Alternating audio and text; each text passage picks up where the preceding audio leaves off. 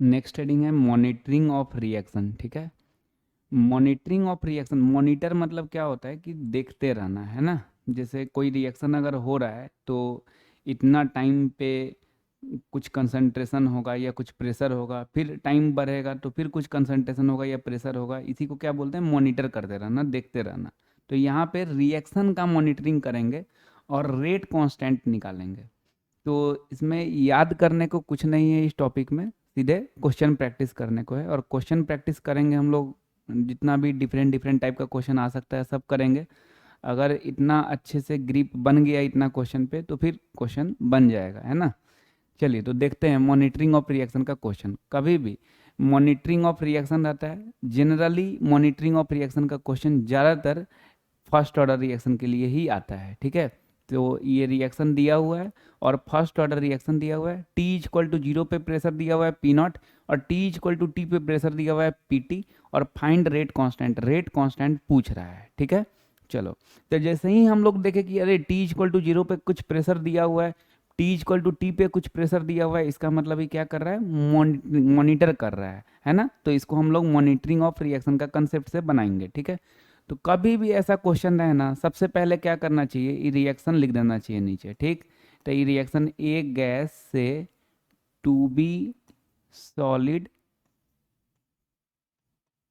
Plus C liquid, है ना, ये रिएक्शन लिख दिए। अब हम लोग क्या करेंगे, सबसे इसमें कुछ भी दिया रहे पहले अपने से रिएक्शन जो भी दिया रहे वो लिख देना चाहिए। उसके बाद T is equal to zero पे, है ना, इनिशियल कंसंट्रेशन स्मॉल ए ले लेना चाहिए, और प्रोडक्ट जीरो और ये भी जीरो। क्यों? क्योंकि स्टार्टिंग में सिर्फ और सिर्फ रिएक्टेंट होता है, प्रोडक्ट नहीं बना रहता है, तो प्रोडक्ट क्या लेना होता है, जीरो। जैसे जैसे समय बढ़ता है रिएक्टेंट घटता है और प्रोडक्ट बढ़ता है। स्टार्टिंग में प्रोडक्ट क्या रहता है, जीरो रहता है। तो कुछ भी तुमको इधर दिया रहे ना, तुमको लगे ना कि मॉनिटरिंग ऑफ रिएक्शन का क्वेश्चन है, तो सबसे पहला काम तुम रिएक्शन लिखो। उसके बाद T is equal to zero, मतलब एकदम स्टार्टिंग में concentration of A small A मान लो, प्रोडक्ट का जीरो, प्रोडक्ट का जीरो ले लो। ठीक है, चलो। ये ऐसे लिखना है कि इसके नीचे में मतलब लगे कि हाँ इसका कंसंट्रेशन दिया हुआ है। कोई कोई क्या करता है, टी इक्वल टू जीरो यहाँ से लिखना होता है, स्टार्ट करता है यहाँ पे ए लिख लेता है। अरे यार तुमको इसका कंसंट्रेशन ए बताना है ना, तो इसके सामने लिखा होना चाहिए। अब क्या करेंगे, टी इक्वल टू टी पे लिखेंगे। तो टी इक्वल टू टी पे इसका कंसंट्रेशन कुछ घटेगा, रिएक्टेंट घटता है और प्रोडक्ट बढ़ता है कुछ समय बाद, तो इसका कंसंट्रेशन ए माइनस एक्स होगा। जो इधर घटता है डिसोसिएट इधर एक्स हुआ, तो इधर बनेगा भी क्या, एक्स, लेकिन इसके पीछे टू लगा हुआ है तो क्या हो जाएगा, टू एक्स, और इसके पीछे कुछ नहीं लगा हुआ है तो क्या हो जाएगा, एक्स। अगर थ्री लगा रहता था थ्री एक्स हो जाता, फोर लगा होता था फोर एक्स, जितना लगा रहता ना उतना एक्स हो जाता। इवन अगर इसके भी पीछे टू लगा रहता था यहाँ पे ए माइनस टू एक्स हो जाता। ठीक है ना, ये काम इतना सबको समझ में आया होगा कि सबसे पहला काम क्या करेंगे, हम लोग रिएक्शन लिखेंगे। रिएक्शन लिख के टी इक्वल टू जीरो पे इनिशियल कंसंट्रेशन ए ले लेंगे, प्रोडक्ट का कुछ नहीं रहता है स्टार्टिंग में तो जीरो, इधर भी zero. T equal to T पे कुछ डिसोसिएट होगा तो ए माइनस एक्स, इधर में टू एक्स लिख दिए क्योंकि टू लगा हुआ है, इधर में एक्स लिख दिए। अब हम लोग क्या करेंगे, फॉलो करेंगे ये मॉनिटरिंग का, इस जो दिया हुआ है बॉक्स में उसका। अब T इक्वल टू जीरो पे यहाँ पे प्रेशर कितना दिया हुआ है, पी नॉट दिया हुआ है, तो T इक्वल टू जीरो पे हम लोग जो प्रेशर लिए हैं वो क्या लिए हैं, ए। अच्छा ध्यान रखना, जो प्रेशर लेते हैं वो सिर्फ गैस का लेते हैं, सॉलिड या लिक्विड का नहीं लेते हैं, क्योंकि कंसंट्रेशन ऑफ प्योर सॉलिड और प्योर लिक्विड वन होता है। तो प्रेशर ऑफ प्योर सॉलिड और प्रेशर ऑफ प्योर लिक्विड भी कितना हो जाएगा, वन माना जाएगा। तो यहाँ पे सिर्फ गैस का ही है, सॉलिड का नहीं है, लिक्विड का नहीं है, तो गैस का ही ए लिए। अगर सॉलिड का रहता, लिक्विड का रहता, तब भी हम लोग सॉलिड और लिक्विड को नहीं लेते हैं। सॉलिड और लिक्विड का प्रेशर वन लेते हैं, तो उसका लेते ही नहीं, उसको इग्नोर करके चलते हैं। ठीक है, तो ए डायरेक्टली प्रोपोर्शनल टू, यहाँ पे टी इक्वल टू जीरो पे प्रेशर क्या दिया हुआ है, पी नॉट, तो A directly proportional to P naught. अब क्या करेंगे, टी इक्वल टू टी, तो टी इक्वल टू टी पे क्या हो जाएगा, ए माइनस एक्स। इसका देखेंगे ही नहीं, इसका देखेंगे नहीं, क्यों, क्योंकि सॉलिड है, ये क्या है, लिक्विड है, तो सिर्फ गैस का देखेंगे, A minus X directly proportional to क्या दिया हुआ है, यहाँ पे पीटी दिया हुआ है। ये इतना सबको समझ में आया होगा। बहुत ज़्यादा टेंशन नहीं लो कि अरे ये कैसे वो कैसे, शांति से एक एक स्टेप, इतना सारा क्वेश्चन करेंगे ना कि बहुत कुछ आ जाएगा। बस कॉपी सामने रखना है, क्वेश्चन को साथ साथ बनाते जाना है। ये क्वेश्चन तो ठीक है अच्छे से देखेंगे, लेकिन अगला क्वेश्चन से कुछ अप्रोच करेंगे, इसमें सीखेंगे और जो सीखेंगे वो अप्लाई करना है। अगला क्वेश्चन से अपने से पहले अप्रोच करेंगे फिर अप्लाई करेंगे। ये नहीं कि बस वो देख रहे हैं देखे जा रहे हैं। अरे यार क्वेश्चन प्रैक्टिस वाला में तुमको लिखना ही पड़ेगा, प्रैक्टिस ही करना होगा। एक स्टेप सीखे ना, उसी को अप्लाई करो अगला क्वेश्चन में, फिर कुछ नया सीखो वहाँ पे, फिर उसको अप्लाई करो। बस ऐसे ही करते करते बहुत शानदार टाइप से क्वेश्चन बनाने लगेंगे। और खाली देखेंगे तो ये थ्योरेटिकल थोड़ा ना है कि खाली देखोगे सुनोगे याद कर लोगे बाद में। इसमें याद क्या करने वाला बात है, याद करने वाला कुछ नहीं है, बस उसी को बार बार प्रैक्टिस करके और वो कंसेप्ट को दिमाग में रख लेना है। तो क्या करेंगे, पहले रिएक्शन लिख दिए टी इक्वल टू 0 पे, यहाँ पे कुछ भी दिया रहा है हम लोग अपने से स्मॉल ए लिखेंगे, कंसंट्रेशन इनिशियल कंसंट्रेशन, इसका प्रोडक्ट का 0 प्रोडक्ट का 0। टी इक्वल टू टी पे कुछ डिसोसिएट होगा लिख दिए, जो डिसोसिएट होगा वही इधर बनेगा, इसके पीछे 2 लगा हुआ है इसलिए 2x हो जाएगा, इसका x हो गया। टी इक्वल टू 0 पे a दिया हुआ है, a directly proportional to P naught, और टी इक्वल टू टी पे a माइनस एक्स, इसका नहीं देखेंगे क्यों, क्योंकि ये सॉलिड है। इसका नहीं देखेंगे क्यों, क्योंकि लिक्विड है। खाली गैस का देखेंगे a minus X directly proportional to P T. ठीक है, अब हम लोग को क्या निकालना है, रेट कांस्टेंट मतलब k। कौन सा ऑर्डर है, फर्स्ट ऑर्डर।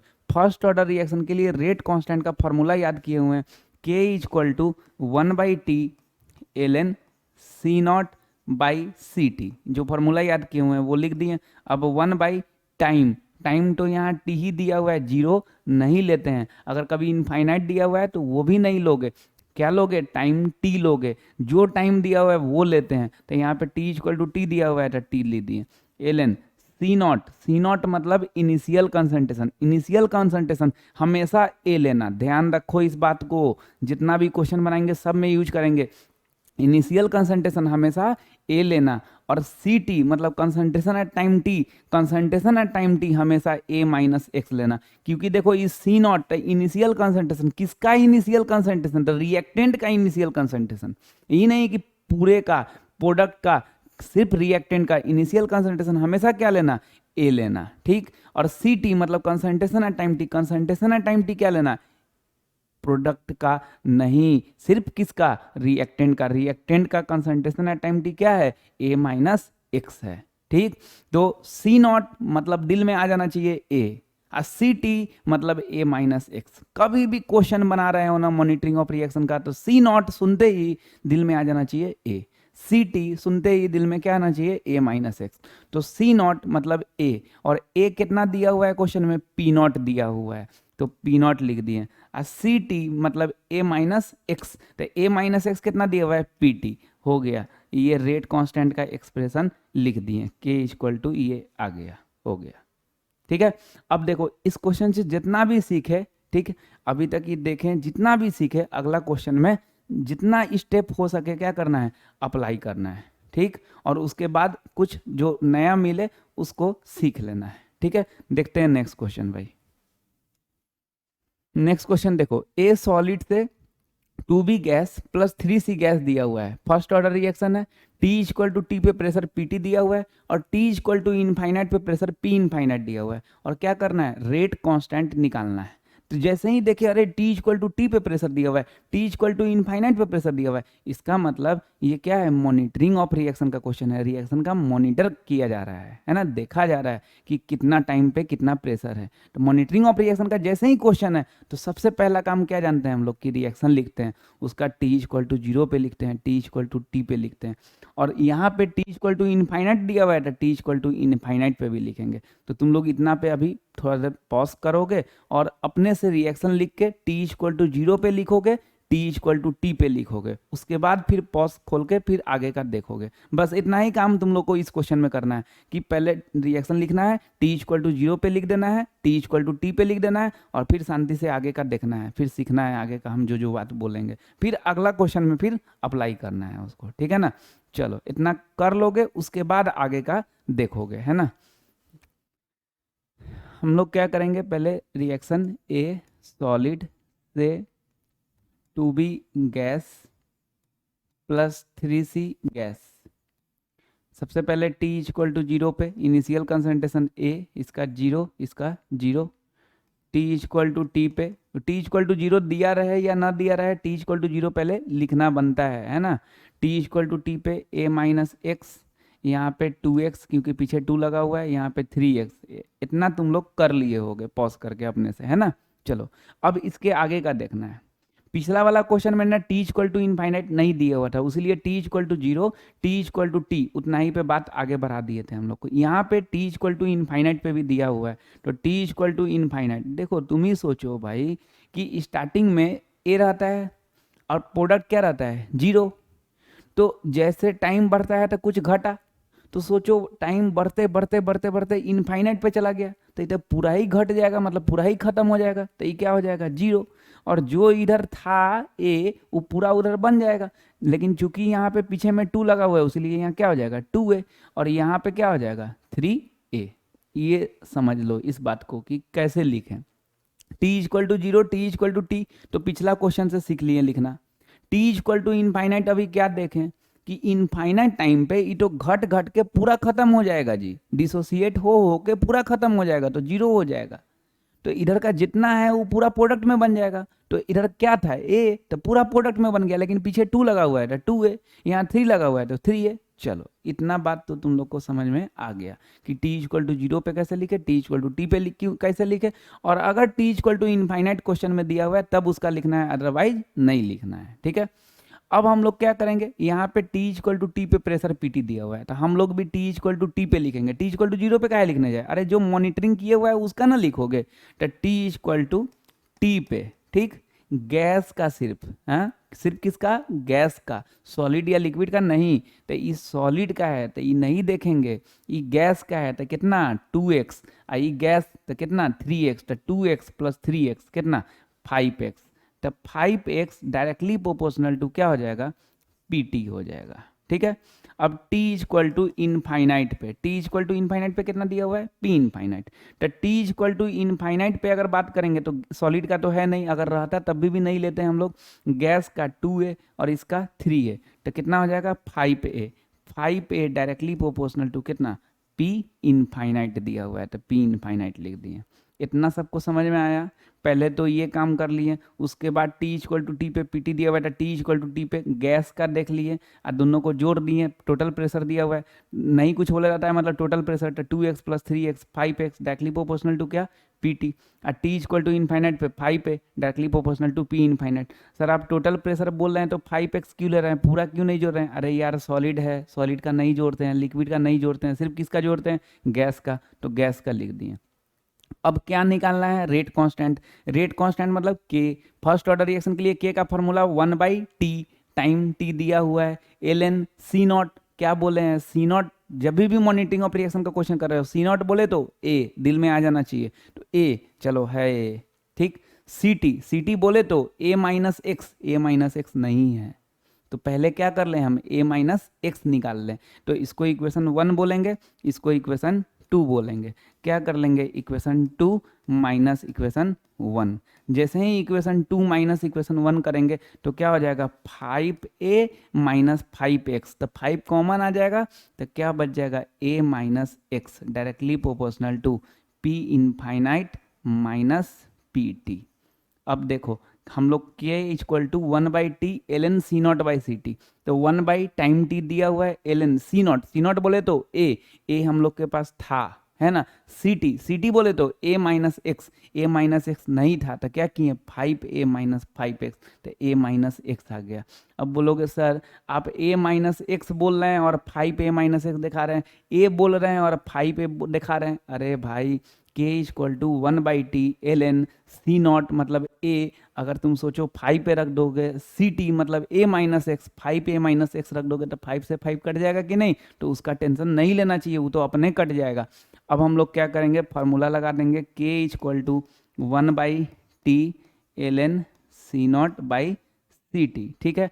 अब क्या करेंगे k इक्वल टू 1 टाइम तो t दिया हुआ है ln सी नॉट बोले तो क्या ए कितना दिया हुआ है भाई p इनफाइनाइट, ए कितना दिया हुआ है p इनफाइनाइट, है ना, तो p इनफाइनाइट लिख दिए। और सी टी मतलब a माइनस एक्स कितना दिया हुआ है p infinite minus P T, p infinite minus P T, ठीक है। अच्छा, ए बोले लेकिन रखे 5a का वैल्यू, a माइनस एक्स बोले लेकिन रखे 5a माइनस, वो तो ऑटोमेटिकली कट गया ना अपने आप में, तो यही आंसर आ गया, रेट कांस्टेंट आ गया। ठीक है, तुम लोग ऐसे करके नहीं लिखोगे, तुम लोग इसके नीचे ही लिखोगे, है ना, इधर खत्म हो जाता है, नेक्स्ट पेज पे जाएंगे तो फिर भद्दा लगेगा, उस कारण से इधर लिखते हैं। चलो, तो ये आ गया रेट कांस्टेंट। फिर इस क्वेश्चन में तुम लोग कुछ सीखे, क्या क्या सीखे इस क्वेश्चन में, कि अगर क्वेश्चन में t इक्वल टू इनफाइनाइट दिया रहेगा तो t इक्वल टू इनफाइनाइट का इसमें लिखा करेंगे हम लोग। उसके बाद फिर क्वेश्चन में t इक्वल टू जीरो नहीं दिया हुआ था, यहाँ t इक्वल टू जीरो क्यों लिखने जाएंगे, t इक्वल टू टी लिखेंगे और उस पर लिख देंगे, सिर्फ किसका, गैस का, सॉलिड और लिक्विड का नहीं। उसके बाद फार्मूला जब लगाएंगे तो सी नॉट बोले तो दिल में आना चाहिए ए, और सी टी बोले तो दिल में क्या आना चाहिए, ए माइनस एक्स। तो ए था यहाँ पे और ए माइनस एक्स नहीं था, तो पहले ए माइनस एक्स का जुगाड़ कर लिए और उसके बाद फार्मूला लगाएं। पहले ही फार्मूला लगा दोगे, ए माइनस एक्स कहाँ से लाओगे जी। ठीक है, चलो नेक्स्ट क्वेश्चन देखते हैं। नेक्स्ट क्वेश्चन, ये तुम लोग पॉज करोगे, अपने से जितना स्टेप तक जा सकते हो जाओ, गलत हो सही हो वो अलग मैटर है, जो स्टेप तक गलत होगा बाद में देख के फिर ठीक कर लेंगे यार, है ना, लेकिन बहुत स्टेप तक जा सकते हैं, तो जितना स्टेप तक जा सकते हैं जाओगे, है ना, उसके बाद फिर इधर देखना आगे, है ना। देखते हैं, तो इधर में क्या है, ए सॉलिड से two B gas plus C gas, ये दिया हुआ है, फर्स्ट ऑर्डर रिएक्शन है। आफ्टर 10 सेकेंड टोटल प्रेशर कितना दिया हुआ है, 40 एटीएम दिया हुआ है, and after a long period of time, long period of time मतलब क्या, इनफाइनाइट टाइम बोलना चाह रहा है, the total pressure is 120 ATM, find rate constant. बोल रहा है कि इतना टाइम पे इतना है रेट कंसंट्रेशन टोटल प्रेशर, इतना टाइम के बाद इतना है टोटल प्रेशर, तो बताइए रेट कांस्टेंट क्या होगा। इसका मतलब मॉनिटरिंग कर रहा है कि नहीं रिएक्शन का, तो मॉनिटरिंग ऑफ रिएक्शन का क्वेश्चन कैसे बनाते हैं, तो सबसे पहले रिएक्शन लिख देते हैं, तो रिएक्शन लिख देंगे ए सॉलिड से two B gas plus C gas, ये रिएक्शन लिख दिए। अब t इक्वल टू जीरो पे क्या सिखाए हुए हैं, सबसे पहले a ले लेने का, वो कुछ भी रहे क्वेश्चन में दिया हुआ, हम लोग पहले अपना मानो ना यार, जो दिया हुआ है उसके बाद देखो ना क्वेश्चन, तो a लिख दिए, इधर बोलो जीरो, इधर zero, t equal to T पे क्या करेंगे, a माइनस एक्स, यहाँ पे 2x, ये वाला x, ठीक है। अब t इक्वल टू इनफाइनाइट का है कि लॉन्ग पीरियड ऑफ टाइम बोल रहा है, तो इनफाइनाइट का बात कर रहा है तो इनफाइनाइट भी लिखना होगा, तो t इक्वल टू इनफाइनाइट पे क्या हो जाएगा, ये जीरो, ये 2a और ये वाला a हो जाएगा। अब क्या, आफ्टर 10 सेकेंड, आफ्टर 10 सेकेंड मतलब t इक्वल टू टी का बात कर रहा है, t इक्वल टू टी पे, ये सॉलिड का है तो नहीं देखेंगे, ये गैस है 2x देखेंगे, ये गैस है x देखेंगे, तो 2x प्लस एक्स कितना 3x। अरे भाई टोटल प्रेशर बोल रहा है तो टोटल प्रेशर दोनों ना होगा जी, ये भी होगा, लेकिन ये सॉलिड है उसलिए इसको इग्नोर करके चल रहे हैं, तो 2x plus X 3x directly proportional to कितना दिया हुआ है टोटल प्रेशर 40 एटीएम, है ना। तो after 10 second total pressure is 40 ATM, 3x directly proportional to कितना आ गया 40 आ गया। यहाँ पे t इक्वल टू टी जो लिखे हैं, t इक्वल टू 10 सेकेंड भी लिखते हैं तो कोई दिक्कत नहीं था, t इक्वल टू टी लिख दिए तभी भी कोई दिक्कत नहीं है। चलो इतना तक हो गया, आगे क्या लिखे हुआ है, and after a long period of time, after a long period of time मतलब क्या चीज़ पे बोलना चाह रहा है, इनफाइनाइट पे बोलना चाह रहा है, तो t इक्वल टू इनफाइनाइट पे, t इक्वल टू इनफाइनाइट पे, इसका तो है नहीं, इसका 2 है, इसका ए कितना 3 है, 3a डायरेक्टली प्रोपोर्शनल टू कितना वैल्यू दिया हुआ है, long period time total pressure कितना दिया हुआ है 120 दिया हुआ है, ठीक।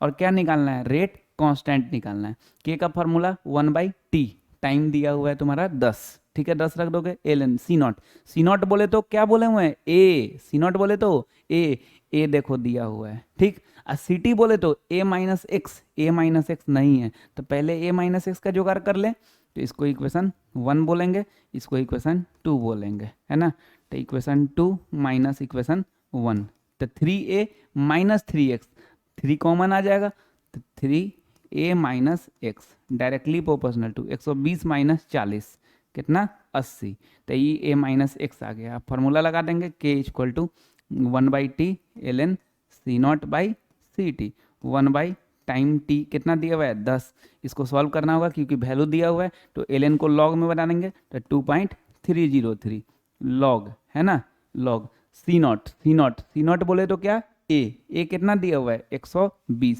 तो 120 रख दिए, और सी टी बोले तो a माइनस एक्स कितना दिया हुआ है 80 दिया हुआ है, ठीक है। अब इसको हम लोग सॉल्व करेंगे, 0 से 0 काटेंगे, 4 से ही 3 और 4 से ही 2, ठीक है,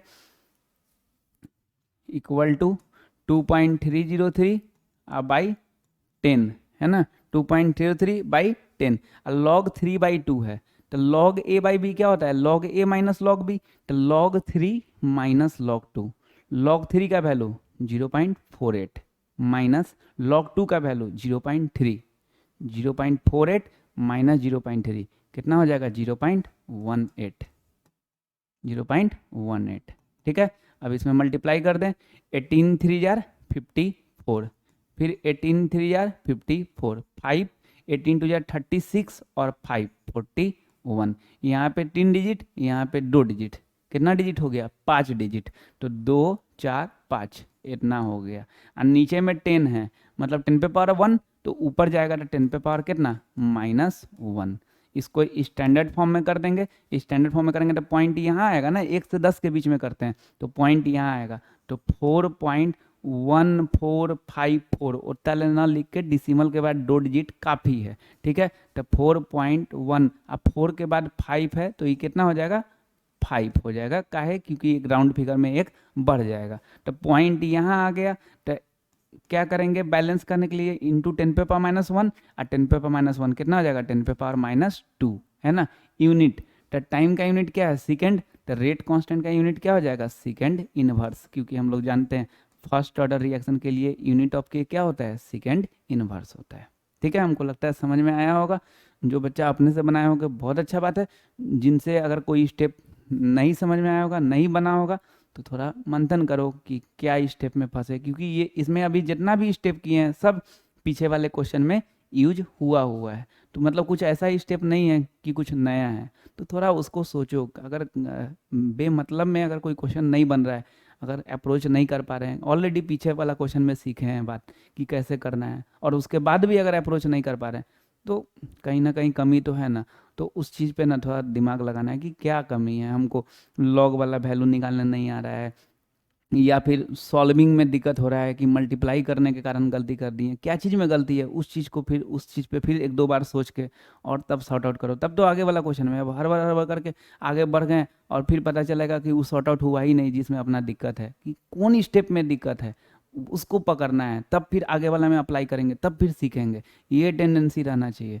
ठीक है, तो एक बार पॉज करके थोड़ा सोच लोगे कि भाई अगर सही बनाया था तो फिर ठीक है आगे बढ़ेंगे, है ना, नहीं बनाया सही, कहीं पे अगर कोई स्टेप में अगर गलती हुआ है, इतना आंसर नहीं आया है, तो फिर दिक्कत है, उसको सोचना है पॉज करके कि क्या दिक्कत है, और उसके बाद फिर आगे बढ़ना है। हम यहाँ पे 4.15 इंटू 10 पे पावर -2 लिखे हैं, अगर कोई बच्चा 4.14 भी लिख देगा ना तो कोई दिक्कत का बात नहीं, कोई बहुत बड़ा इशू नहीं है। 4.14 इंटू 10 पे पावर -2 भी लिखेगा तो दिक्कत नहीं है ना।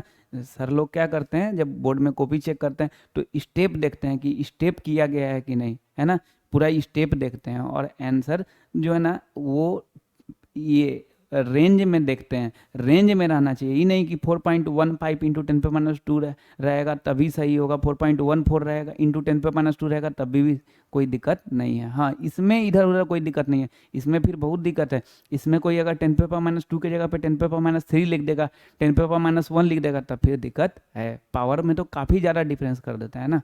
चलो ठीक है भाई, तो इतना, इसके बाद नेक्स्ट क्वेश्चन देखते हैं। नेक्स्ट क्वेश्चन पॉज करके, हाँ, अपने से बनाओगे, पूरा फाइनल तक जाओगे, जितना स्टेप जा सकते हो जाओगे, ठीक, और उसके बाद ही देखना, कोई मतलब नहीं है अगर तुम बिना बनाए हुए अगर तुम देखे जा रहे हो ना वीडियो, कोई मतलब नहीं, बंद करो, कोई फायदा नहीं होगा जी। हाँ, कॉपी लो, पेन लो और लिखो, रिएक्शन लिखो, स्टेप बाय स्टेप करो, जहाँ तक जा सकते हो जाओ, उसके बाद वीडियो चला के देखो, ठीक है ना। चलो हम देखते हैं आगे, तुम लोग पॉज करके पहले बना लो, उसके बाद देखना। सबसे पहले ये रिएक्शन लिख देंगे, ए गैस से two B gas plus C gas, ये रिएक्शन दिया हुआ है, लिख दिए। Rate law K into concentration of A पे पावर 1 मतलब फर्स्ट ऑर्डर, इनिशियली मतलब टी इक्वल टू 0 पे, initially the pressure of A's कितना 400 ATM, and after 20 second the pressure of A's कितना 100 ATM, find rate constant and half life, rate constant निकालना है और half life निकालना है।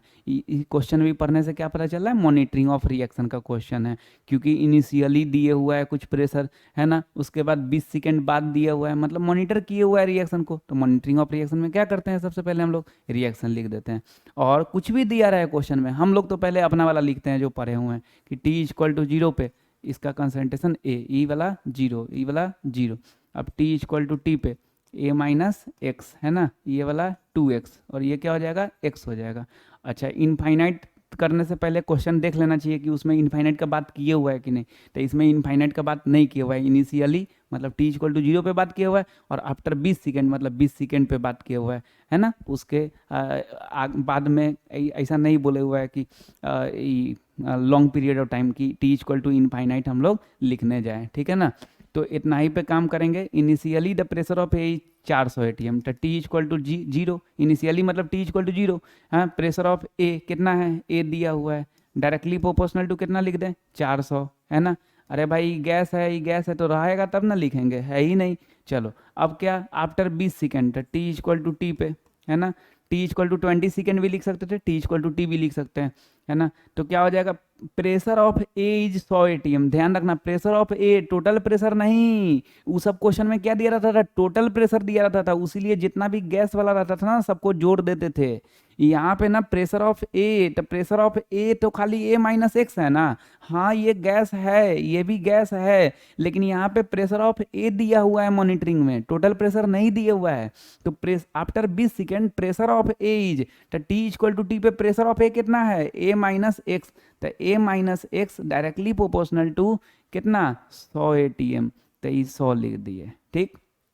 अब हम लोग क्या जानते हैं फॉर्मूला रेट कांस्टेंट का, के इक्वल टू 1/t, तो टाइम दिया हुआ है 20 सेकेंड है ना, L N C naught, C naught बोले तो ए कितना दिया हुआ है 400, सी टी बोले तो ए माइनस एक्स बोलते हैं ना हमेशा, कभी भी सी नॉट बोले तो ए, सी टी बोले तो ए माइनस एक्स, तो सी नॉट बोले तो ए 400 दिया हुआ है, सी टी बोले तो ए माइनस एक्स 100 दिया हुआ है। चलो तो सब चीज़ दिया हुआ है, यहाँ पे कोई इक्वेशन 1 2 मारने का कोई जरूरी नहीं है, सीधे फॉर्मूला लगाना है, K equal to 1/t L N C naught by C T, 1 time कितना दिया हुआ है भाई, 20 सेकेंड दिया हुआ है, तो 20 एल एन को लॉग में बनाना है, तो 2.303 लॉग सी नॉट मतलब क्या, ए कितना दिया हुआ है 400, और सी टी मतलब ए माइनस एक्स कितना दिया हुआ है 100। चलो ये काट दिए, 2 जीरो से 2 जीरो, तो 2.303 बाई 20 है ना, लॉग फोर का वैल्यू 0.6 है ना, 2 से ही 10 हो गया और 2 से ही 0.3 हो गया, 3 से मल्टीप्लाई कर देते हैं है ना, 3 से जैसे ही मल्टीप्लाई करेंगे 3 3 जार 9, फिर 0, फिर 3 3 जार 9, 3 2 जार 6, यहाँ 3 डिजिट, यहाँ 1 डिजिट, 4 डिजिट हो जाएगा, तो ये 10 नीचे है तो ऊपर जाएगा 10 पे पावर माइनस 1। इसको स्टैंडर्ड फॉर्म में करेंगे तो 6.909, 6.909 को सीधे 6.9 लिख देंगे, नौटंकी नहीं करेंगे उतना डिजिट तक। तो पॉइंट यहाँ ले आए तो 10 पे पावर माइनस 1 और 10 पे पावर माइनस 1, 10 पे पावर माइनस 2 है ना, तो 6.9 इंटू 10 पे पावर माइनस 2, टाइम का यूनिट क्या है सेकेंड, तो इसका क्या हो जाएगा सेकेंड इनवर्स। देखो कभी भी रेट कांस्टेंट का यूनिट देने से पहले ना एक बार टाइम का यूनिट देख लेना, क्योंकि अगर वो मिनट रहता ना तो मिनट इनवर्स देना होता, आवर आता ना तो आवर्स इनवर्स देना होता, ईयर्स रहता तो ईयर्स इनवर्स देना होता, तो ये जरूरी है एक बार यूनिट देख लेना टाइम का, है ना। तो 6.9 इंटू 10 पे power minus two second inverse, ये क्या आ गया हम लोग का रेट कांस्टेंट आ गया। नेक्स्ट पार्ट क्या बोल रहा है, हाफ लाइफ। अगर कोई हाफ लाइफ और अभी बनाने में बनाए हो पहले पॉज करके तो अच्छा बात, नहीं बनाए हो तो इतना के बाद हाँ पहले हाफ लाइफ निकाल लो फार्मूला लगा के, उसके बाद देखो है ना। हम लोग क्या करेंगे, हाफ लाइफ का फार्मूला लगाएंगे। फर्स्ट ऑर्डर रिएक्शन के लिए हाफ लाइफ का फार्मूला होता है ln2/k, लेकिन वैल्यू निकालना है तो ln2 का वैल्यू रख देंगे 0.693 अब बाई के, तो 0.693 अब बाई के का ई रख देंगे 6.9 इंटू 10 पे पावर माइनस 2 है ना। चलो इस 6.9 देख के इसको 0.69 ले लेंगे, क्यों 0.69 की आसानी से कट जाए, क्या नौटंकी करना है कि पॉइंट हटाएं फिर डिवाइड किए आधा घंटा जाके, यार आंसर सेम आएगा यार, नहीं करो नौटंकी, इसको 0.69 ले लो, तो 0.69 अब बाई 6.9 ठीक है ना। अच्छा 10 पे पावर माइनस 2 नीचे है तो ऊपर जाएगा 10 पे पावर 2 हो जाएगा, ठीक है। ये पॉइंट हटाओगे तो 100 हो जाएगा, ये पॉइंट हटाओगे तो 10 हो जाएगा, 69 से 69 कट गया, ये 100 से ये 100 कट गया, 10 खाली बच गया, तो 10 सेकेंड, ये हो गया आंसर। तो हाफ लाइफ कितना हो गया 10 सेकेंड, ठीक है भाई, सबको समझ में आया होगा हमको लगता है। ठीक है नेक्स्ट क्वेश्चन देखते हैं। ये क्वेश्चन में ना तुम लोग क्या करोगे कि पहले तो पढ़ के अपना समझोगे, जो भी समझ में आए उसके हिसाब से फिर रिएक्शन लिखोगे। रिएक्शन लिख के टी इक्वल टू जीरो पे, टी इक्वल टू टी पे और टी इक्वल टू इनफाइनाइट पे, ये तीनों पे लिख के और उसके बाद फिर वीडियो देखने लगोगे। तो पॉज करके पहले रिएक्शन लिख लो, टी इक्वल टू जीरो पे, टी इक्वल टू टी पे, टी इक्वल टू इनफाइनाइट पे लिख दो पहले, और उसके बाद शांति से देखने लगोगे। अगर लग रहा है कि बना लेंगे तो ठीक है, देखो बना के, ऐसे बहुत कम चांस है लेकिन फिर भी एक बार ट्राई किया जा सकता है, क्या दिक्कत है ना। चलो पढ़ते हैं, पहले पॉज करके इतना काम कर लो, उसके बाद देखना आगे का। तो ये रिएक्शन दिया हुआ है NH4NO2 एक्वस से N2 gas plus 2H2O liquid. First order है, इनिशियली टोटल प्रेशर दिया हुआ है, आफ्टर 10 सेकेंड टोटल प्रेशर दिया हुआ है, long period of time total pressure दिया हुआ है, find rate constant, rate constant निकालना है। सबसे पहला काम, कभी भी ऐसा क्वेश्चन मॉनिटरिंग ना, इनिशियली फिर 10 सेकेंड बाद फिर इनफाइनाइट टाइम पे, तो मॉनिटरिंग ऑफ रिएक्शन का क्या बताए हुए हैं कि पहले रिएक्शन लिखना है। तो देखो रिएक्शन लिख रहे हैं, NH4NO2 एक्वस से N2 gas plus 2H2O liquid, है ना। चलो, तो t इक्वल टू जीरो पे क्या, a 0 0, T equal to T पे a माइनस एक्स, यहाँ x यहाँ 2x, है ना। t equal to infinite, long period of time भी बोले हुए हैं ना, तो 0 a 2a, ठीक। अब देखो, अब इसमें एक अच्छा बात है, शानदार बात है, ध्यान से सुनना है, एकदम अच्छे से सुनना है। क्या बोल रहा है, initially the total pressure is 50 atm। तो इनिशियली मतलब टी इक्वल टू जीरो पे ले लिए, ठीक। और टोटल प्रेशर इज 50 atm।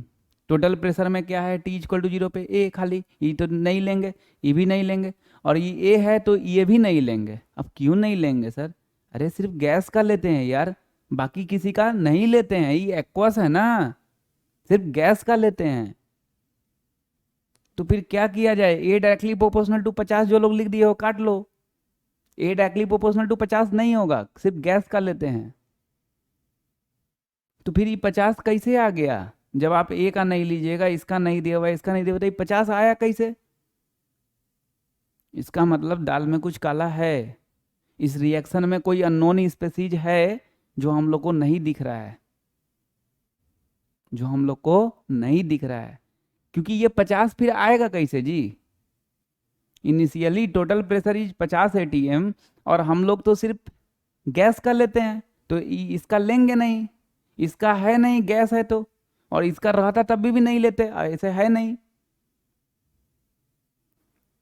इसका मतलब कोई अननोन स्पेसीज डी मान लेते हैं जिसका प्रेशर जेड होगा, मान लेते हैं। ये समझ गया, ये नहीं कि नहीं जबरदस्ती मान लो यार, सिचुएशन के हिसाब से फिर 50 कैसे आया, किसी के कारण से तो आया होगा ना। तो वही हम लोग अपने से मान रहे हैं कि अननोन स्पेसीज क्या होगा, डी, जिसका प्रेशर जेड। तो let unknown species D be pressure Z है, उसका प्रेशर क्या मान लिए, जेड मान लिए, स्मॉल जेड मान लिए, ठीक है। ये क्वेश्चन सिचुएशन दे देता है कि तुमको पता चल जाएगा कि इसमें अननोन स्पेसीज है। पिछला क्वेश्चन में कहाँ अननोन स्पेसीज मानना होता था, इसमें सिचुएशन दे दिया कि 50 आ गया यार, ऐसे ही हवा में थोड़े ना 50 atm प्रेशर आ जाता है जी, किसी के कारण से तो आया होगा, तो वही मान लिए कि अननोन स्पेसीज डी है जिसका प्रेशर जेड है। तो टी इक्वल टू जीरो पे जेड डायरेक्टली प्रोपोर्शनल टू 50 लिखेंगे, ठीक है, जेड डायरेक्टली प्रोपोर्शनल टू 50 लिखेंगे। क्यों, ए तो लिखेंगे नहीं। अब t इक्वल टू टी पे, आफ्टर 10 सेकेंड बोला है ना, तो t इक्वल टू टी पे, तो t इक्वल टू टी पे इसका लिखेंगे नहीं क्योंकि एक्वस है, इसका लिखेंगे हाँ x, है ना। तो x भाई जो अननोन स्पेसीज है तो एक ही जगह थोड़े ना आया होगा, t इक्वल टू जीरो पे खाली कि चल अब t इक्वल टू टी से छोड़ देते हैं। अरे यार वो जब आया होगा तो पूरा में आया होगा, t इक्वल टू जीरो पे भी, t इक्वल टू टी पे भी, t इक्वल टू इनफाइनाइट पे भी आया होगा। तो t इक्वल टू टी पे x प्लस जेड लिखोगे डायरेक्टली प्रोपोर्शनल टू कितना, 80। अब after a long period of time मतलब t इक्वल टू इनफाइनाइट पे, t इक्वल टू इनफाइनाइट पे ई तो है नहीं, अगर रहता तभी भी नहीं लिखते, इसका ए है, ई नहीं लिखेंगे का है क्योंकि लिक्विड है, तो A plus Z directly proportional to 90 दिया हुआ है ना, 90 एटीएम दिया हुआ है, लिख दिए। हम लोग को रेट कांस्टेंट पूछ रहा है, तो के इक्वल टू 1/t, तो टाइम तो जीरो नहीं लेंगे, इनफाइनाइट नहीं लेंगे, टी एल लेंगे, तो टी कितना दिया हुआ है 10 सेकेंड, तो के इक्वल टू 1/t, टी के जगह पे 10, एल एन सी नॉट बोले तो ए है क्या, देखो तो नहीं है, अरे यार ए प्लस जेड है ना, ए कहाँ है, तो पहला टारगेट क्या बनता है, ए निकालने का, फिर ए माइनस एक्स निकालने का, तब फार्मूला लगाने का, है ना। ए कैसे निकाले, तो इसमें से इसको अगर माइनस कर देंगे तो A plus Z minus Z, ए नहीं आ जाएगा, तो इसको क्या करेंगे, इक्वेशन 1, इसको इक्वेशन 2, इसको इक्वेशन 3, है ना, तो इक्वेशन 3 माइनस इक्वेशन 1, तो क्या हो जाएगा, ए प्लस जेड माइनस जेड, ए आ जाएगा डायरेक्टली प्रोपोर्शनल टू 90 माइनस 50 40, ये आ गया। अब ए माइनस एक्स निकालने का टारगेट रहेगा, तो ए माइनस एक्स कैसे निकाला जाए, तो A plus Z minus X minus Z, तो प्लस जेड माइनस जेड खत्म, ए माइनस एक्स आ जाएगा, तो इक्वेशन 3 माइनस इक्वेशन 2 क्या आ जाएगा, A minus X directly proportional to 90 minus 80 कितना 10। चलो तक ए भी आ गया, ए माइनस एक्स भी आ गया, मतलब सी नॉट जहाँ रखना होगा ए रख देंगे, सी टी जहाँ रखना होगा ए माइनस एक्स रख देंगे।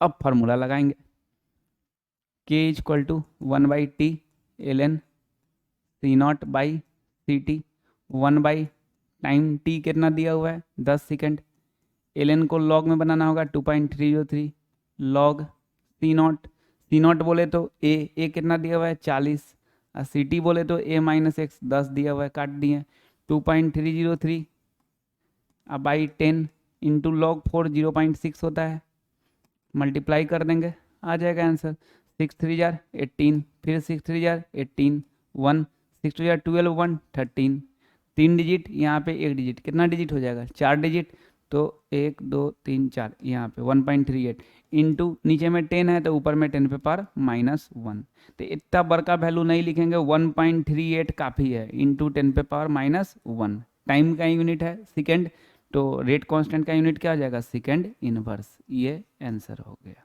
तो 1.38 इंटू 10 पे पावर -1 सेकेंड इनवर्स, ठीक है भाई।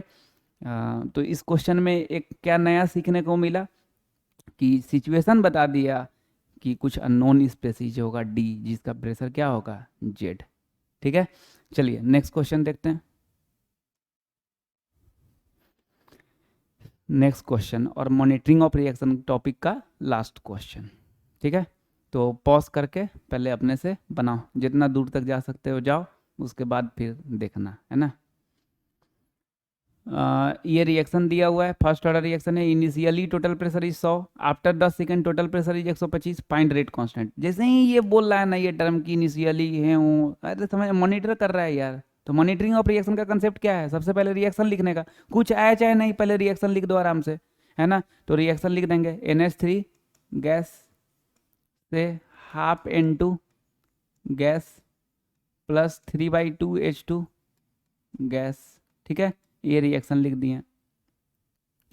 अब T इक्वल टू 0 पे, उसको देखना ही नहीं है यार, मॉनिटरिंग ऑफ रिएक्शन है, तुम अपना ही स्टार्ट हो जाओ ना।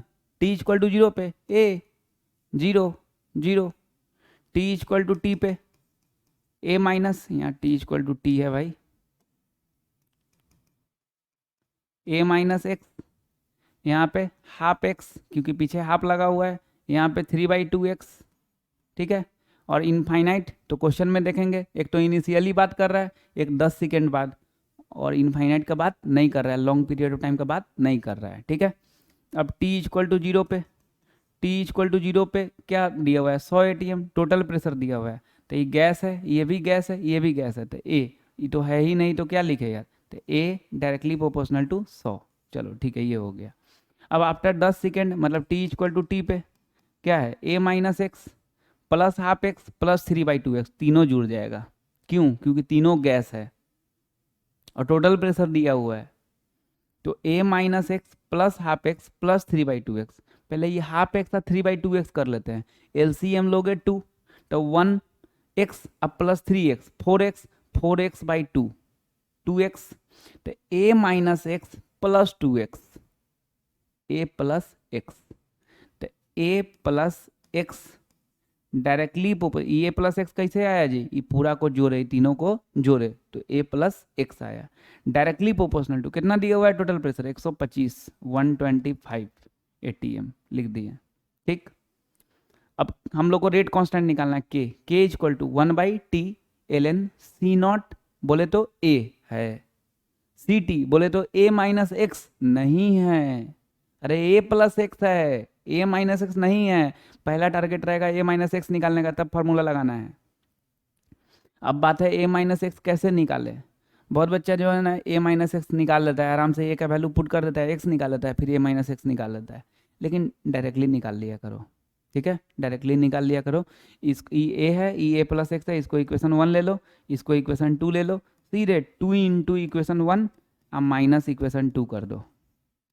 2 इंटू इक्वेशन 1 करोगे तो 2a, अब माइनस इक्वेशन 2 करोगे तो a माइनस एक्स, तो 2a minus a minus X, तो 2a minus a minus X आ जाएगा। तो तुम ऐसे भी निकालोगे तो कोई गलत नहीं होगा जी, लेकिन यार डायरेक्टली निकाल दो ना, एक दो बार अपने प्रैक्टिस करोगे आदत पड़ जाएगा यार, है ना। कोई कोई कोरिया होता है, नया चीज़ सीखना नहीं चाहता है, वो नहीं हमको जो आता है वही करेंगे, अरे यार सीख लोगे तो अच्छा रहेगा, टाइम बच जाएगा ना। डायरेक्टली कभी भी इस तरह का सिचुएशन रहेगा ना, डायरेक्टली 2 इंटू इक्वेशन 1 माइनस ये कर दो, आ जाएगा 2a minus a minus X आ जाएगा, a माइनस एक्स, तो a minus X directly proportional to, अरे 2 इंटू ई किए हो इक्वेशन 1 की हो तो इधर भी तो 2 से मल्टीप्लाई करना होगा ना, तो 200 अब माइनस 125 तो 75 ये आ गया। चलो तो a आ गया, a माइनस एक्स आ गया। अब फार्मूला लगा देंगे हम लोग, k equal to 1/t ln C naught by C T, 1/t time कितना दिया हुआ है 10 सेकेंड, तो 10 ln को लॉग में बनाना है 2.303 लॉग सी नॉट मतलब a कितना दिया हुआ है 100 और सी टी मतलब a माइनस एक्स 75, 25 से ही 4 और 25 से ही 3 है ना, तो क्या हो जाएगा 2.303 अब बाई 10 इंटू लॉग 4 अब by 3 log 4 minus log 3, log 4 का 0.6 माइनस लॉग 3 का 0.48, 0.6 में से 0.48 घटाएंगे तो 0.12, तो 0.12 है ना। जैसे ही इसको मल्टीप्लाई करेंगे आंसर आ जाएगा, तो 12 से करते हैं, 12 3 जार 36, फिर 12 3 जार 36 3, 12 2 जार 24 और 3 27 है ना। यहाँ 2 डिजिट, यहाँ पे 3 डिजिट, कितना डिजिट हो जाएगा 5 डिजिट, तो 2 4 5 सबके पीछे डिसिमल आ जाएगा, इनटू नीचे में 10 है तो ऊपर में जाएगा 10 पे पावर -1, स्टैंडर्ड फॉर्म में करेंगे तो यहाँ आ जाएगा 2.7636, उतना लेना लिखेंगे 2.76 काफ़ी है, इनटू पॉइंट यहाँ लाएं तो एक ही डिजिट पीछे है तो 10 पे पावर -1 और 10 पे पावर -1 10 पे पावर -2 है ना। यूनिट क्या हो जाएगा सेकेंड इनवर्स, सेकेंड इनवर्स। ये पूरा क्वेश्चन हो गया मॉनिटरिंग ऑफ रिएक्शन का, जितना भी वैरायटी आ सकता है वो पूरा हम लोग देखे क्वेश्चन। अगर इतना क्वेश्चन अच्छे से प्रैक्टिस रहेगा मॉनिटरिंग ऑफ रिएक्शन का तो मैक्सिमम क्वेश्चन तो बन ही जाएगा। पूरा 100% गारंटी नहीं करना चाहिए कभी, है, लेकिन हाँ मैक्सिमम क्वेश्चन तुमको इतना के रेंज में आ जाना है, पकड़ा जाना है। ठीक है, इससे रिलेटेड मॉनिटरिंग ऑफ रिएक्शन का एनसीईआरटी में भी क्वेश्चन है, तो इसी के नीचे फेयर कॉपी में ही लिखना एनसीईआरटी एक्सरसाइज 20 और 21, एक्सरसाइज का 20 और 21 दो ही क्वेश्चन है इसका। अभी तो हम लोग बहुत क्वेश्चन प्रैक्टिस किए हैं, दो ही क्वेश्चन है। बोर्ड में बहुत सारा क्वेश्चन पूछता है, कंपटीशन में क्वेश्चन पूछता है, लेकिन है शानदार, मज़ा आ जाएगा ये दो क्वेश्चन बनाने में अगर अच्छे से बनाओगे तो, है ना, बहुत अच्छा लगेगा। ठीक है, तो बनाना मॉनिटरिंग ऑफ रिएक्शन का। ठीक है, चलिए नेक्स्ट टॉपिक हम लोग देखते हैं। नेक्स्ट टॉपिक रहेगा temperature coefficient. Temperature coefficient, temperature coefficient को टी सी शॉर्ट में बोलेंगे। टेम्परेचर कोफिशिएंट क्या होता है? देखो, कोई एक टेम्परेचर है, अब कोई एक टेम्परेचर पे किसी रिएक्शन का रेट निकाल देंगे, ठीक है, किसी रिएक्शन का रेट निकाल देंगे। अब क्या करेंगे, उसी रिएक्शन को 10 डिग्री सेल्सियस बढ़ा के फिर उसका रेट निकालेंगे, और वो दोनों रेट का रेशियो निकाल देंगे, तो उसी को टेम्परेचर कोफिशिएंट बोलेंगे। एक बार और, कोई रिएक्शन है, कोई भी टेम्परेचर पे उस रिएक्शन का रेट निकाल देंगे, और जितना टेम्परेचर पे उस रिएक्शन का रेट निकाले उससे 10 डिग्री सेल्सियस फिर बढ़ा के फिर रेट निकालो, और दोनों रेट का रेशियो निकाल दो, तो उसी को टेम्परेचर कोफिशिएंट बोलेंगे। ठीक है, एक बार लैंग्वेज सुन लेना। The ratio of rate at two different temperature differing by 10 degree Celsius is called temperature coefficient. फिर से एक बार, the ratio of rate at two different temperature differing by 10 degree Celsius is called temperature coefficient. लिख लेते हैं और याद भी कर लेंगे, इंपॉर्टेंट है। ठीक है, the ratio of rate at two different temperature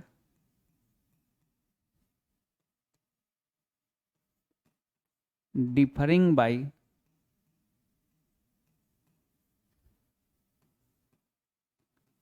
10 degree Celsius is called temperature coefficient. Short में लिख दिए हैं टेम्परेचर कोफिशिएंट। ठीक है, तो the ratio of rate at two different temperature differing by 10 degree Celsius is called temperature coefficient. Temperature coefficient को denote कैसे करते हैं? टीसी से। टीसी इक्वल टू क्या हो जाएगा? तो are T plus 10 degree Celsius by R T, यही हो जाएगा टेम्परेचर कोफिशिएंट का फॉर्मूला। आर सब्सक्रिप्ट में टी लिखे हैं, देखो इसे आर, यहाँ पे टी लिखे हैं, कोई कोई यहाँ पे लिख लेता है, नहीं नीचे में लिखना सब्सक्रिप्ट में। ठीक है, तो टेम्परेचर कोफिशिएंट का formula R T plus 10 degree Celsius by R T. चूंकि यहाँ पे टेम्परेचर का बात है और हम लोग जानते हैं कि rate constant only depends on temperature, तो जाहिर सी बात है अगर रेट चेंज हो रहा है तो रेट कांस्टेंट भी चेंज होगा, क्योंकि रेट कांस्टेंट भी तो टेम्परेचर पे डिपेंड करता है। तो अगर पहले टेम्परेचर टी पे अगर रेट निकालेंगे तो आर इज इक्वल टू के इंटू कंसंट्रेशन पे पावर एन, अब फिर 10 डिग्री सेल्सियस बढ़ा के तो उस समय का रेट कांस्टेंट के इंटू कंसंट्रेशन पे पावर एन, तो कंसंट्रेशन पे पावर एन से कंसंट्रेशन पे पावर एन कट जाएगा, तो रेट कांस्टेंट आ जाएगा के T plus 10 degree Celsius by K T, ये हो जाएगा। इससे हम लोग को एक और बात पता चला कि जो रेशियो रेट का होगा वही रेशियो रेट कांस्टेंट का होगा, एकदम ध्यान रखना है। अगर कभी R1 बाई R2 2 दिया हुआ है तो K1 बाई K2 भी कितना हो जाएगा? 2 हो जाएगा। जो रेशियो रेट का दिया हुआ है वही रेशियो रेट कांस्टेंट का हो जाएगा। टेम्परेचर कोफिशिएंट का फॉर्मूला तो याद रखना ही है, लेकिन इसके साथ साथ ये भी दिमाग में रखना है कि जो रेशियो रेट का वही रेशियो रेट कांस्टेंट का। क्लियर? चलो, तो कोई पूछेगा टेम्परेचर कोफिशिएंट का डिफिनेशन तो ये बोल दोगे, टेम्परेचर कोफिशिएंट का फॉर्मूला तो क्या बोलोगे? R T plus temperature coefficient equal to R T plus 10 by R T, या फिर K T plus 10 by K T. और ये जब बोलेंगे तो बैक ऑफ द माइंड चलना चाहिए, जो रेशियो रेट का वही रेशियो रेट कांस्टेंट का। ठीक है, उस समय से बोल रहे हैं कि कोई एक रिएक्शन है, कोई भी टेम्परेचर पे उसका रेट निकाल दो। अगर कोई टेम्परेचर दिया हुआ रहेगा तब ना वो लोगे, जैसे 20 डिग्री सेल्सियस दिया हुआ है, 30 डिग्री सेल्सियस दिया हुआ है, जो दिया हुआ है वो इनिशियल ले लो और फिर उससे 10 डिग्री सेल्सियस बढ़ा के ले लो। अगर इनिशियल टेम्परेचर ही नहीं दिया हुआ है तब फिर तुम क्या मानोगे? तभी भी तो कोई चीज़ पे निकालना होगा ना जी, तब फिर क्या मानोगे? तो रूम टेम्परेचर मानना, 25 डिग्री सेल्सियस मानना। अगर इनिशियल टेम्परेचर नहीं दिया हुआ है तो temperature, initial temperature room temperature के बराबर ले लोगे। तो पॉइंट करके, if initial temperature is not given, then assume that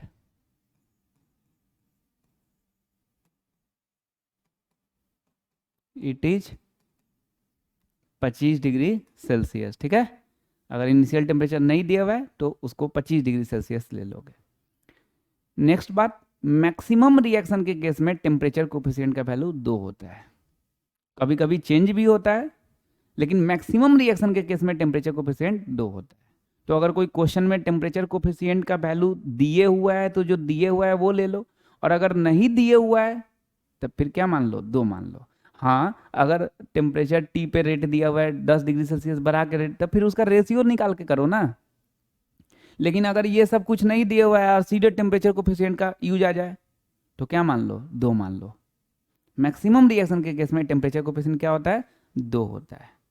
तो for maximum reaction temperature coefficient is कितना, 2। क्लियर है भाई? चलिए अब इससे रिलेटेड क्वेश्चन देखते हैं, टेम्परेचर कोफिशिएंट से रिलेटेड। ठीक है, देखो, बनाना नहीं, शांति से देखना है। हाँ, क्वेश्चन अच्छे से पढ़ो, क्वेश्चन अच्छे से पढ़ो, समझ के पढ़ो, ठीक, और देखना है, बाद में प्रैक्टिस कर लेना अपने से। अभी देखो, temperature coefficient of reaction is 2, temperature coefficient 2 दिया हुआ है, and rate of reaction is R at 20 degree Celsius. 20 degree Celsius पे रेट ऑफ रिएक्शन कितना दिया हुआ है, आर दिया हुआ है। Find rate of reaction at 50 degree Celsius, rate 50 degree Celsius पे पूछ रहा है। यही तो क्वेश्चन है। टेम्परेचर कोफिशिएंट 2 दिया हुआ है, 20 डिग्री सेल्सियस पे रेट आर दिया हुआ है, और 50 डिग्री सेल्सियस पे पूछ रहा है। हम लोग को ना 10-10 डिग्री सेल्सियस बढ़ने आता है। टेम्परेचर कोफिशिएंट जब दिया जाता है तो 10-10 डिग्री सेल्सियस बढ़ने आता है। हम लोग एक बार में 20 से 50 पे नहीं जा सकते हैं, पहले 20 से 30 पे जाना होगा, फिर 30 से 40 पे जाना होगा, फिर 40 से 50 पे जाना होगा। तो क्या करेंगे कि फार्मूला लगा देंगे, temperature coefficient equal to R T plus 10 degree Celsius by R T. Temperature coefficient के जगह पे रख देंगे 2, आर टी मतलब R 20 degree Celsius. R 20 degree Celsius कितना दिया हुआ है, आर। ऊपर में कितना हो जाएगा, जब नीचे में 20 डिग्री सेल्सियस लिए तो ऊपर में 20 प्लस 10 हो जाएगा, तो आर 30 डिग्री सेल्सियस हो जाएगा। ये बात समझ पाए कि नहीं, देख लो। पहले टेम्परेचर कोफिशिएंट का फॉर्मूला लगा दिए, टेम्परेचर कोफिशिएंट रख दिए 2, आर टी, अरे 20 डिग्री सेल्सियस का था ना, तो नीचे में आर 20 डिग्री सेल्सियस, जो कि आर दिया हुआ है तो लिख दिए। तो जब नीचे में 20 डिग्री सेल्सियस लिए तो ऊपर में 20 प्लस 10 हो जाएगा ना, 30 डिग्री सेल्सियस हो जाएगा।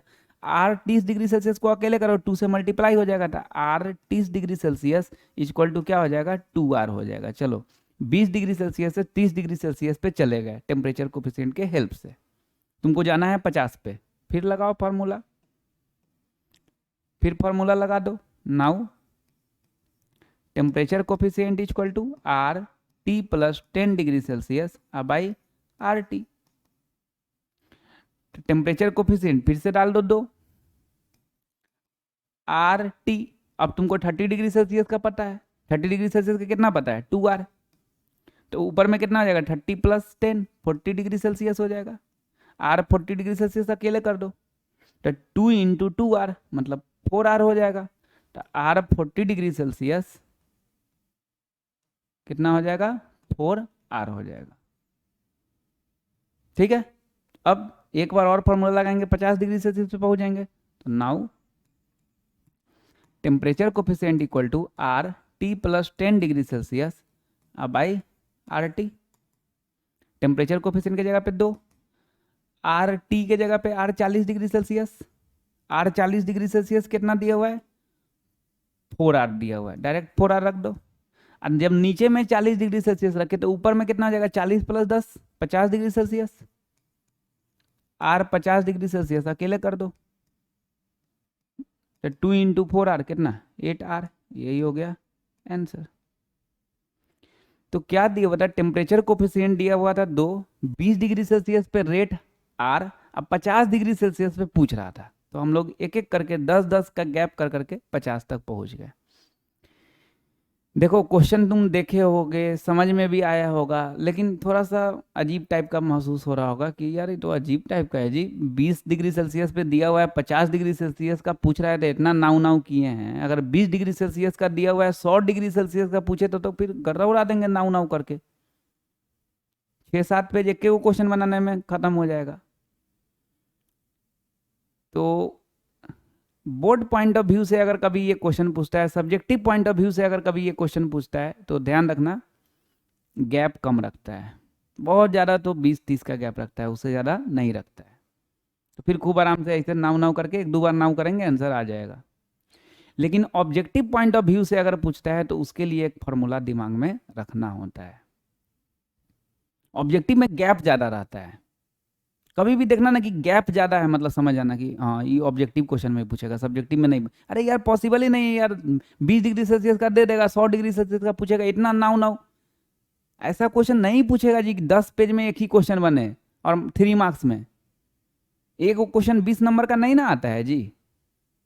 केमिकल काइनेटिक चैप्टर ही बोर्ड में 20 नंबर का नहीं आता है, कोई कंपटीशन में 20 नंबर का नहीं आता है। तो वैसा क्वेश्चन ही नहीं पूछेगा कि गैप ज़्यादा। हाँ ऑब्जेक्टिव क्वेश्चन पूछ सकता है, ऑब्जेक्टिव क्वेश्चन में गैप ज़्यादा रख सकता है। तो अगर गैप ज़्यादा लगे ना तो क्या करना है, डायरेक्ट फार्मूला पे बैठा देना है। जो फार्मूला बताएंगे ना, वो फार्मूला से मन करेगा कि इसको भी बना के जल्दी से निकाल दे। हाँ बनाएंगे भी इस क्वेश्चन को, लेकिन ध्यान रखना अगर सब्जेक्टिव पॉइंट ऑफ व्यू से पूछ रहा हो तो ऐसे ही बनाना, फार्मूला मत लगाना, क्योंकि वो फार्मूला एनसीईआरटी में नहीं दिए हुआ है। वो फार्मूला डायरेक्ट ऑब्जेक्टिव अप्रोच के लिए बता रहे हैं। ऑब्जेक्टिव क्वेश्चन आए तब लगाओ, टिक कर दो जो आंसर आए। सब्जेक्टिव अप्रोच में मत लगाओ फार्मूला। देखते हैं क्या है वो फार्मूला। क्या चीज़ का फार्मूला, पहले तो ये पता होना चाहिए कि कुछ इनिशियल रेट दिया हुआ है, टेम्परेचर कोफिशिएंट दिया हुआ है और फाइनल रेट पूछ रहा है। ये दिमाग में करो, नहीं तो फिर फार्मूला का क्या मतलब होगा जी। क्या चीज़ का फार्मूला लिखने जा रहे हैं हम लोग कि इनिशियल रेट कुछ दिया हुआ है, टेम्परेचर कोफिशिएंट दिया हुआ है और फाइनल रेट पूछ रहा है। तो हम लोग क्या करेंगे कि एक फार्मूला दिमाग में रखेंगे, R final equal to R initial into temperature coefficient पे पावर डेल्टा टी बाई 10। ये फार्मूला दिमाग में रखेंगे, R final equal to R initial into temperature coefficient पे पावर डेल्टा टी बाई 10। अच्छा यहाँ पे डेल्टा टी क्या है, आर एफ मतलब फाइनल रेट, पहले ही लिख देते हैं। आर एफ मतलब क्या, फाइनल रेट।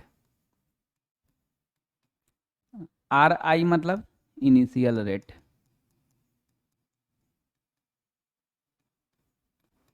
टीसी मतलब ऑलरेडी वही पढ़ रहे हैं टॉपिक, तो जाहिर सी बात है उसका कोई मतलब नहीं है।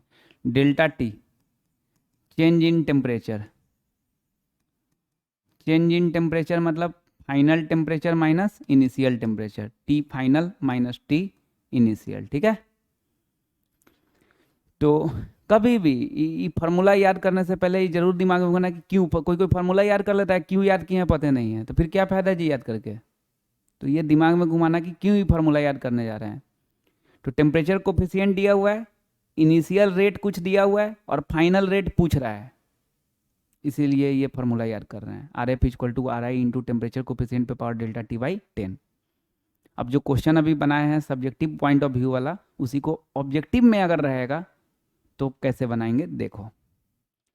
क्या दिया हुआ था वो क्वेश्चन में, टेम्परेचर कोफिशिएंट 2 दिया हुआ था, इनिशियल 20 डिग्री सेल्सियस पे आर दिया हुआ था और 50 डिग्री सेल्सियस पे पूछ रहा था। डायरेक्ट फार्मूला लगा दो। क्या फार्मूला है, आर एफ फाइनल, सीधे चले जाओ final, R 50 degree Celsius equal to R I initial rate 20 degree Celsius पे आर दिया हुआ है, इनटू टेम्परेचर कोफिशिएंट 2 पे पावर डेल्टा टी मतलब final temperature minus initial temperature, तो 50 माइनस 20 कितना हो जाएगा 30, अब बाई 10 मतलब 3। फिर से एक बार, आर एफ मतलब 50 degree Celsius equal to R I initial rate 20 degree Celsius का into temperature coefficient 2 delta T मतलब फाइनल 50 माइनस इनिशियल 20 तो 30 अब बाई 10 है ना जी, तो 0 से 0 कट जाएगा तो 3 2 पे पावर 3 कितना 8 आर, यही तो आंसर आया था, यही तो यहाँ पे आंसर लाए थे 8 आर। तो अगर ऑब्जेक्टिव पॉइंट ऑफ व्यू से बनाना हो तो डायरेक्ट क्या करेंगे, फार्मूला लगा देंगे, क्यों उतना नौटंकी करने जाएंगे नाउ नाउ, सीधे R F equal to R I into temperature coefficient पे पावर डेल्टा टी बाई 10। ठीक है, अब इस फार्मूला के हेल्प से एक दो क्वेश्चन बनाएंगे। जैसे देखो ये गैप देख के, ये है यहाँ पे सब्जेक्टिव में दिया हुआ, लेकिन ये गैप देख के लग रहा है कि नहीं ऐसा सब्जेक्टिव में नहीं पूछेगा, ऑब्जेक्टिव से पूछेगा। देख लो तुम, टेम्परेचर कोफिशिएंट कितना दिया हुआ है 2, है ना, और rate of reaction is R at 20 degree Celsius, 20 degree Celsius पे रेट कितना दिया हुआ है आर, और कितना पे पूछ रहा है 200 डिग्री सेल्सियस पे पूछ रहा है। यार गैप ज़्यादा है ना, तो वैसे गैप ज़्यादा है तो वैसे नहीं बना सकते हो subjective, objective point of view से बनाएंगे। फॉर्मूला लगाओ, डायरेक्ट बना दो, पॉज करके बनाओ पहले, उसके बाद इधर देखो। आर एफ मतलब R 200 degree Celsius equal to R I मतलब 20 डिग्री सेल्सियस पे R, temperature coefficient 2, delta T मतलब final temperature minus initial temperature, तो 200 माइनस 20 180, अब बाई 10 18, तो 2 पे पावर 18 इंटू आर हो गया। अब कोई बच्चा अगर अभी अपने से बनाए होगे पॉज करके और 2 पे पावर 18 का 2 इंटू 2 इंटू 2 इंटू 2 कर रहे होगे, तो फिर जल्दी से रांची या आगरा चले जाओ, इलाज करवाओ। बेवकूफ़, 2 पे पावर 2 रहता है ना तब 4 करते हैं, 2 पे पावर 3 रहता है तब कर देते हैं, 2 पे पावर 4 तक रहता है तब कर देते हैं। यही 2 पे पावर 18 पगला गए हो जी, 2 इंटू 2 इंटू 2 इंटू किए जा रहे हो 2 पे पावर 18, मत करो यार, सीधे 2 पे पावर 18 इंटू आर लिखो, ऑप्शन में यही रहेगा। तो 2 पे power 18 into R. Next question, pause करके बनाओ उसके बाद देखोगे। टेम्परेचर कोफिशिएंट कितना दिया हुआ है 3, 20 डिग्री सेल्सियस पे रेट आर और 45 डिग्री सेल्सियस पे पूछ रहा है। ठीक, गैप कम है लेकिन 10-10 का गैप नहीं है कि तुम नाउ करके बना दोगे, इसको भी फार्मूला पे ही लगाना होगा। तो आर एफ मतलब R 45 degree Celsius equal to R I मतलब आर 20 डिग्री सेल्सियस, आर दिया हुआ है, temperature coefficient 3, delta T 45 minus 20 25, अब बाई 10, 25 बाई 10, चलो लिख देते हैं एक बार, 25 बाई 10, 5 से ही 5, 5 से ही 2, 3 पे पावर 5/2 इंटू आर, मत लिखो इतना, 3 पे पावर 5 मतलब 3 इंटू 3 इंटू 3 इंटू 3 इंटू 3 कै बार 5 बार। अब बाई 2 है मतलब अंडर रूट, तो 2 गो 3 के बदला में एगो 3 बाहर आएगा, फिर 2 गो 3 के बदला में एगो 3 बाहर आएगा 9, और एगो 3 अंडर रह जाएगा, तो 9√3 आर। समझ में आया, 3 पे पावर 5/2 3 पे पावर 5 मतलब 3 इंटू 3 इंटू 3 इंटू 3 इंटू 3, ये 3 पे पावर 5 हो गया। अब बाई 2 है तो ये अंडर रूट, 2 गो 3 के बदला में एगो आ जाएगा बाहर, 2 गो 3 के बदला में एगो आ जाएगा बाहर, एगो अंदर रह जाएगा कि नहीं, तो 3 इंटू 3 9 इंटू √3 9√3 आर, ये हो जाएगा आंसर। ठीक है, चलिए तो नेक्स्ट क्लास में आगे बढ़ेंगे, इतना अच्छे से प्रैक्टिस करना, जो सीखने वाला बात है उसको थोड़ा दिमाग में सोचना, तब जाके क्वेश्चन में अप्लाई कर पाते हैं।